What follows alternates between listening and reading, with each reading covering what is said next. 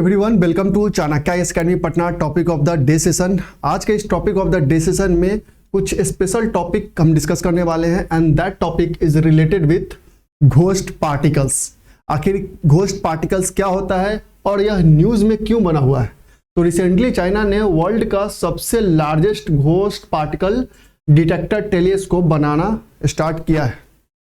आखिर ये इंपॉर्टेंट क्यों है और चाइना ने जो यह डिटेक्टर बनाया है घोस्ट पार्टिकल डिटेक्टर, वह आखिर वो जो टेलीस्कोप है उसे वेस्टर्न पैसिफिक ओशियन में वाटर के ही नीचे क्यों उसे डेवलप किया है और घोस्ट पार्टिकल्स का इंपॉर्टेंस क्या है, कैसे इसका ओरिजिन हुआ है, क्या सिमिलैरिटीज है इसके अदर पार्टिकल्स के साथ, कैसे इसे डिटेक्ट किया जा सकता है, इन तमाम बातों का हम इस सेशन में डिस्कशन करेंगे। So let's begin the session.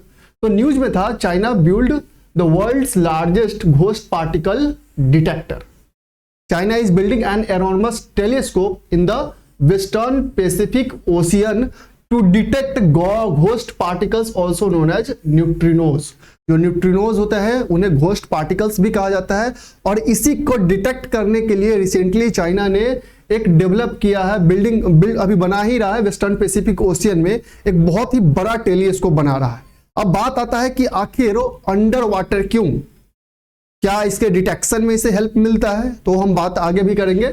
China से it's a new telescope called Trident और इस टेलीस्कोप का जो नाम है वो ट्राइडेंट है। Will span 7.5 cubic kilometre in South China सी।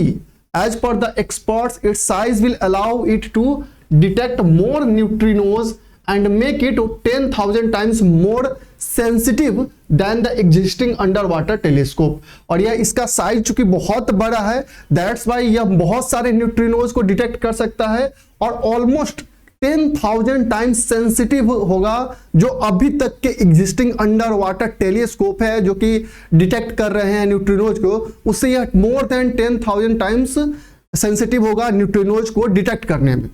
अब हम बात करते हैं, ये तो चाइना का न्यूज था जिसके कारण ये घोस्ट पार्टिकल्स न्यूज में था कि यह एक टेलीस्कोप डेवलप कर रहा है जो कि वेस्टर्न पैसिफिक ओशियन में है, जो अंडर वाटर डेवलप हो रहा है और जिसका नाम है ट्राइडेंट, जो कि न्यूट्रिनोज घोस्ट पार्टिकल्स को डिटेक्ट करेगा। अब हम बात करते हैं कि आखिर ये न्यूट्रिनोज जो घोस्ट पार्टिकल्स होते हैं होते क्या है। अगर हम न्यूट्रिनोज की बात करें तो थोड़ा सा पहले हम बैकग्राउंड जाते हैं, देन हम we will arrive to the recent concept of neutrinos.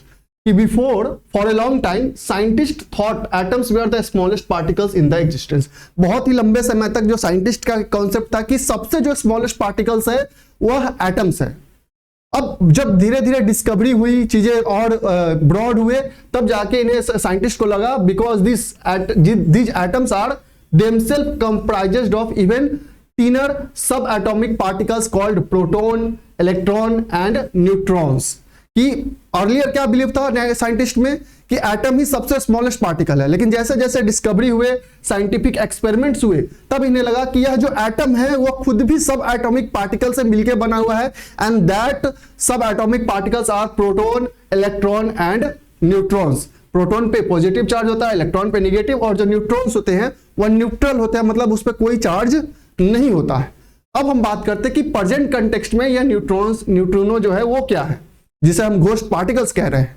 तो बेसिकली क्या है, इट इज ए सब atomic particle that is very similar two electron. यह ऑलमोस्ट सिमिलर होता है इलेक्ट्रॉन के पे, लेकिन जैसा कि इलेक्ट्रॉन पे नेगेटिव चार्ज होता है but it has no electrical charge and very small mass. जैसा कि ऑलमोस्ट इसके सारे फीचर इलेक्ट्रॉन की तरह ही होते हैं, लेकिन इलेक्ट्रॉन पे जैसा कि नेगेटिव चार्ज होता है, न्यूट्रिनो जो होते हैं उस पर कोई चार्ज नहीं होता है और इनका जो साइज होता है वो काफी स्मॉल मास होता है इनका, which might even be zero. Neutrinos were long believed to be massless, कि बहुत लंबे समय तक ऐसा बिलीव था कि न्यूट्रिनो जो है वो मासलेस है, मतलब उनका जो मास है वो बिल्कुल नेग्लिजिबल है, until scientists found evidences that they do have very small masses। later on जब और अधिक डिस्कवरी हुई तब साइंटिस्ट को लगा कि नहीं, इसमें थोड़ा सा मास है, बहुत ही स्मॉल क्वांटिटी में मास है as compare to electrons. Neutrinos are one of the most abundant particle in the universe. Nuclear forces treat electrons and neutrinos identically. कैसे कि न्यूक्लियर फोर्स जो होता है, जो न्यूक्लियर रिएक्शन होता है, उसमें जो फोर्स है, न्यूक्लियर फोर्स है, वह इलेक्ट्रॉन को और न्यूट्रिनोज को आइडेंटिकल ट्रीट करता है। For example neither they participate in strong nuclear force, कि ना ही न्यूट्रिनोज ना इलेक्ट्रॉन स्ट्रॉन्ग न्यूक्लियर फोर्स में पार्टिसिपेट नहीं करते हैं, but both participate equally in weak nuclear force. Every time atomic nuclei come together like in sun, जैसा कि आप जो हमारे सन में न्यूक्लियर फ्यूजन होता है, वहां पे जब भी यह एटॉमिक न्यूक्लियाई पास आते हैं, या फिर जो ब्रेकिंग होता है न्यूक्लियर, जो कह सकते हैं जो एटॉमिक न्यूक्लियाई ब्रेक होते हैं, just like nuclear reactor they produce neutrinos. तो यहाँ पे जो आप कह सकते हैं कि जो न्यूक्लियर रिएक्शन हो रहा है उसमें दोनों का जो कह सकते हैं एक्टिविटी है वो ऑलमोस्ट सिमिलर है। जैसे कि स्ट्रॉन्ग न्यूक्लियर फोर्स में ना ही इलेक्ट्रॉन पार्टिसिपेट कर रहा है ना neutrinos, similarly week nuclear force में दोनों पार्टिसिपेट कर रहे हैं। इसका एग्जांपल है कि वो प्रोड्यूस कैसे हो रहे हैं, जैसा कि सन में होता है कि जो एटॉमिक न्यूक्लियाई है वो पास आते हैं तब भी यहां न्यूट्रिनो प्रोड्यूस होता है, और जैसा कि न्यूक्लियर रिएक्टर में जब एटॉमिक न्यूक्लियाई सेपरेट होते हैं, ब्रेक होते हैं, तब भी न्यूट्रिनोज जो है वो प्रोड्यूस होते हैं।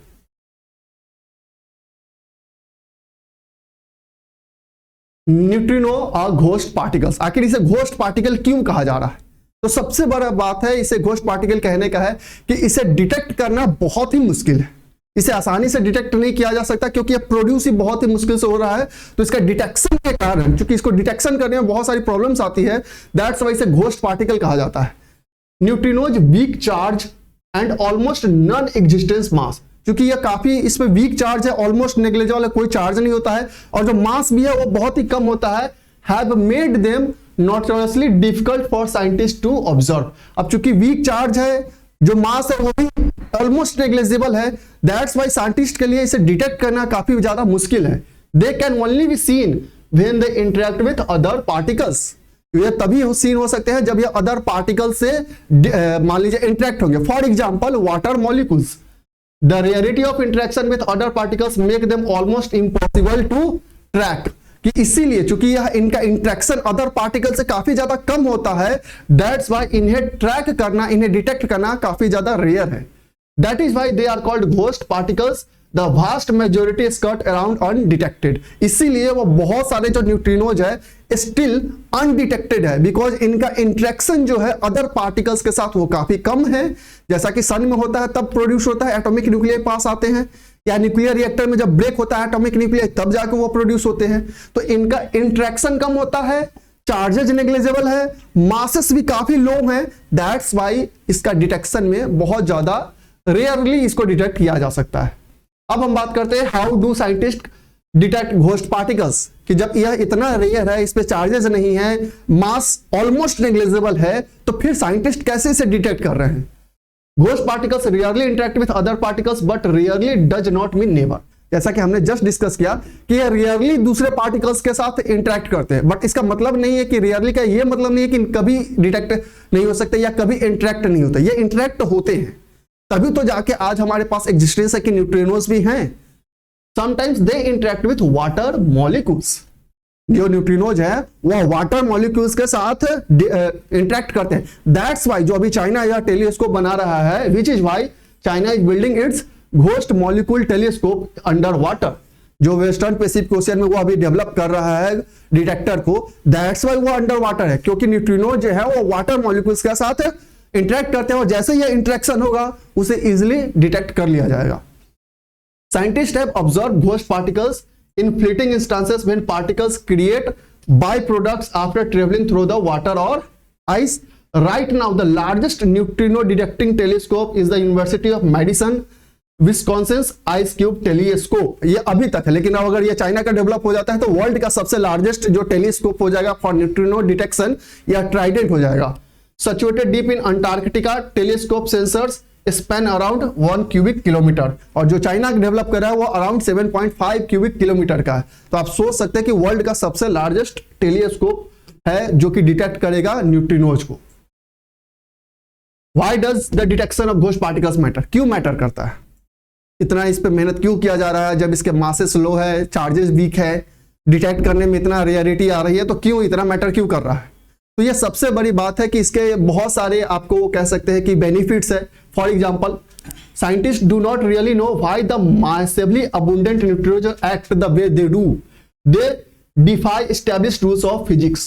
अब जैसे साइंटिस्ट का मानना है कि इतने सारे जो न्यूट्रिनो एग्जिस्ट कर रहे हैं, या आखिर अलग अलग इनका एक्ट हो रहा है, इनकी एक्टिविटी अलग अलग है। ये क्यों कर रहे हैं, ऐसा क्यों हो रहा है? फिजिक्स में इसके क्या एप्लीकेशन है? It is not clear where the particles come from. Scientist think they might have played a role in early universe right after the Big Bang. और ये भी क्लियर नहीं है कि आखिर ये न्यूट्रिनोज रियली में कहां से आ रहे हैं, कैसे ये प्रोड्यूस हो रहे हैं, इसकी अभी तक कोई एग्जिस्टेंस नहीं है। और साइंटिस्ट का ऐसा बिलीफ है कि कहीं ना कहीं जो यूनिवर्स का इमर्जेंस हुआ है आफ्टर द बिग बैंग, वह उसमें काफी एक मेजर रोल प्ले किए हो सकते हैं। A sound understanding of neutrino will help solve a number of scientific mysteries like origin of mysterious cosmic ray which are known to contain neutrinos। अब ये साइंटिस्ट का बिलीफ है कि अगर इसे प्रॉपरली स्टडी किया जाता है तो अभी तक जो एक मिस्ट्री बना हुआ है कॉस्मिक रे को लेके, हो सकता है यह कॉस्मिक रे के कारण ही प्रोड्यूस होते हों और इस कॉस्मिक रे में न्यूट्रिनो पाए जाते होंगे। It is also believe that evidences that neutrinos are essential for understanding the origin of our universe. और आपके यूनिवर्स का कैसा ओरिजिन होता है, इसको भी प्रॉपर अंडरस्टैंडिंग के लिए न्यूट्रिनो का स्टडी काफी जरूरी है। दैट्स वाई वर्ल्ड ओवर के जो भी कंट्रीज है, सुपर पावर है, वो न्यूट्रिनो को डिटेक्ट करने के लिए अलग अलग टेलीस्कोप भी डेवलप कर रहे हैं। इंडिया ने भी 2015 में इंडियन ऑब्जर्वेटरी टेलीस्कोप डेवलप किया था ताकि न्यूट्रिनो को डिटेक्ट किया जा सके। हालांकि जो इंडिया ने अपना डेवलप किया था वो अंडर द माउंटेन के सराउंडिंग्स में वो डेवलप किया था। चाइना जो इस बार इस्टेब्लिश कर रहा है वह अंडर वाटर टेलीस्कोप डेवलप कर रहा है उस टेलीस्कोप को, क्योंकि जो न्यूट्रिनो है वह वाटर मॉलिक्यूल के साथ रिएक्ट करते हैं और रिएक्शन के बाद उन्हें डिटेक्ट किया जा सकता है। तो ये न्यूट्रिनो का इंपॉर्टेंस है। दैट्स वाई चूंकि इसे इजीली डिटेक्ट नहीं किया जा सकता, इसीलिए इसे घोस्ट पार्टिकल्स कहा जाता है। So that's all for today. Thank you.